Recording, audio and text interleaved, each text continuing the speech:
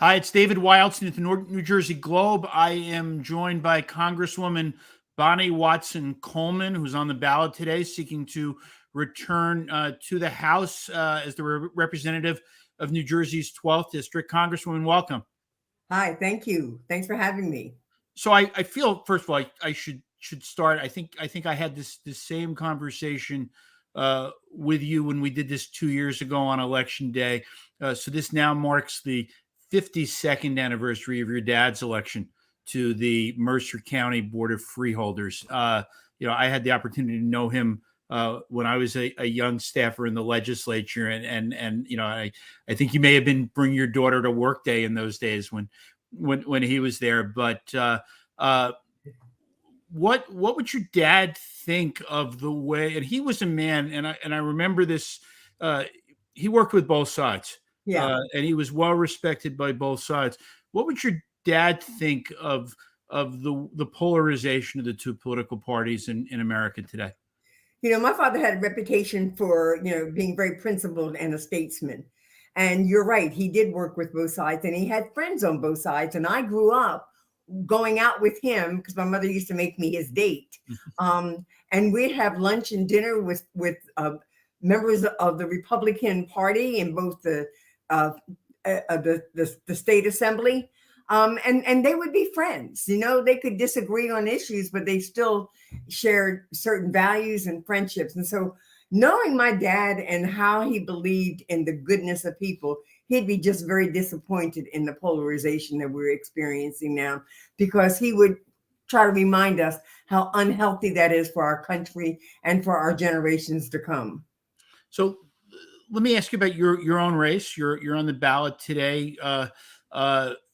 This is a perhaps the most difficult political climate you've had to run as a congressional candidate. How are things going for you, and what are you going to be watching for today? I'm going to be watching for the enthusiasm that I experienced just a few minutes ago when I went to one of the union halls, because they had all these volunteers there ready to canvass and they were ready to go. They were raring to go. I'm going to pay attention to where I need to talk to people to tell them that there may be certain delays because there's an issue with the sort of the digital aspects of some of the voting machines in Mercer County. But that does not mean your vote is not going to count. Your vote counts. Your vote will count. But more importantly, no, your vote does count. And so I'll just be looking for any way that I can be helpful to people and encouraging them that today is the most consequential election of our lives. And to get out there, and you may be minimally inconvenienced because you might have to do something manually that the machines in Mercer County would have been doing. But at the end of the day, your vote matters. And nobody should, and I've been saying this all day long, nobody should leave if they think that they're entitled to vote, they shouldn't leave. They shouldn't get turned away.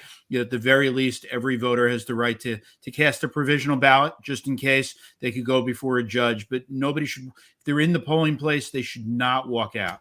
Absolutely. You have the right to vote. You may do it on a provisional ballot, or you may do it on the regular ballot and have to insert it into the machine so that it could be appropriately scanned. But your vote counts, and you have a right to vote. Don't let anyone dissuade you in any way, shape, or form. It is vitally important, David, that everybody that can vote does vote today. It is. And whether you're Democrat or Republican, it's important that people come out. So I want to shift to another question. You've now been in Congress 8 years. You've made a lot of friends in Washington, and some of them in different parts of the country. They're in some trouble today. What are you once you finish with seeing how the 12th district goes and what happens in your district? What else are you watching for? What concerns you the most? I am watching a number of my colleagues, even in New Jersey, in some of the tougher districts and across the country, indeed. And I'm also paying attention to what's happening in Georgia and Wisconsin and Florida and places like that as well. I've tried to stay in touch. I've tried to be helpful as best that I could. And I hope that we're going to be in contact. I know that our caucus, our Democratic caucus in Congress, has a mechanism to keep us informed of what's happening with the election effort in each of the states that we're watching. Today is so consequential. I just tell everybody, I've been telling everybody in the 12th district, I know you know people in other states. Pennsylvania, right across the bridge from us. We must get everyone out to vote. And so we'll be paying attention to what's happening in Pennsylvania, what's happening in Florida, what's happening in Georgia, what's happening out in Michigan and Minnesota, places like that.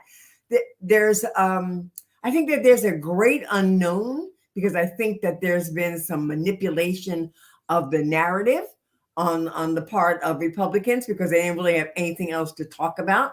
So they tried to create this false narrative. I think that the righteousness of the values that people care about other people, that we want to protect Medicare and women's rights and Social Security and LGBTQ plus rights and things of that nature. At the end of the day, people are going to vote their values. And I believe that we're going to prevail.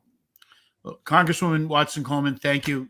As always, I'm glad we have this new tradition of getting together on election day for a brief chat. And I wish you the very best of luck today, and look forward to speaking to you again soon. Yeah, me too. Thanks, David. Have a great day. Thank you. You too.